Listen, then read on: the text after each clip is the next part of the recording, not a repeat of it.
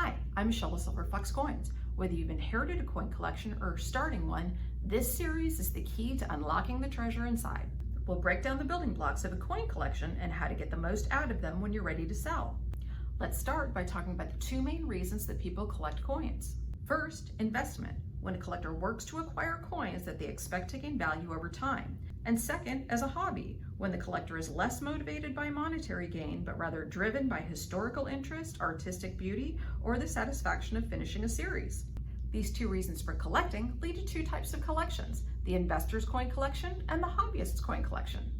If you've inherited an investor or a hobbyist coin collection, you may have to do a little research and sorting to get the maximum value out of your collection.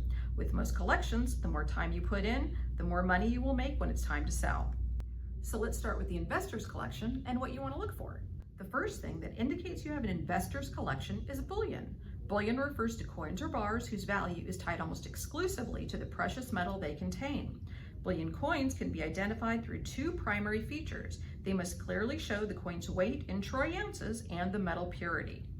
If you do find any bullion in your collection, you'll want to know what is called the spot price before selling. Spot price is the ever-changing value that indicates the global market rate of 1 troy ounce of a precious metal in its raw unminted form. You can check the current spot price for gold, silver, and platinum right on our website, silverfoxcoins.com. While you generally won't get the full spot price for your bullion, knowing that current figure is critical as it allows you to comparison shop effectively, ensuring that you'll get the best price when you are ready to sell. We'll talk more about bullion in future videos. The second item you are likely to find in an investor's collection are coins in graded slabs.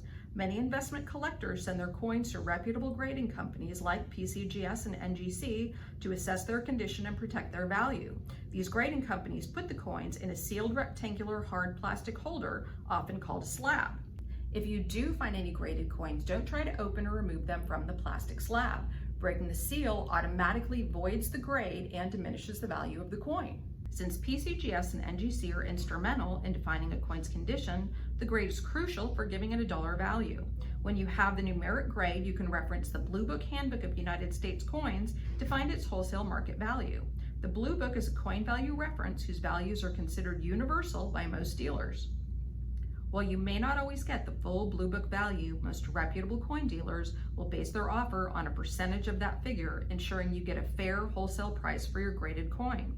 For more information, check out our video on coin grading. Now let's talk about what you will probably find the most of in an investor's collection, constitutional silver, often known as junk silver. Constitutional silver consists of dimes, quarters, and half dollars produced between 1837 and 1964. They are nicknamed junk silver because their worn, circulated condition gives them very little numismatic value. Junk or constitutional silver is valued primarily for its 90% silver content, making it an excellent way for investors to own silver in small, easily traded coins.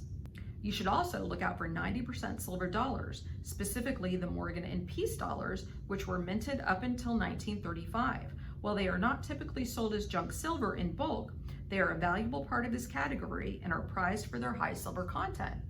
While most collected silver coins are 90%, there are two key 40% silver coins you may find in an investor's collection. Some of the Kennedy half dollars minted between 1965 and 1970, and certain Eisenhower dollars minted between 1971 and 1974 contain 40% silver. There's an easy way to see if you have any 40% silver Kennedys or Ikes. The key to confirming any silver coin, whether it's 90% or 40%, is checking the coin's spine. Clyde coins minted today have a very visible copper stripe on the edge. Your silver coins will all have a uniform, solid white spine. Once you have identified your silver coins, you should always quickly check the years for coins prior to 1837.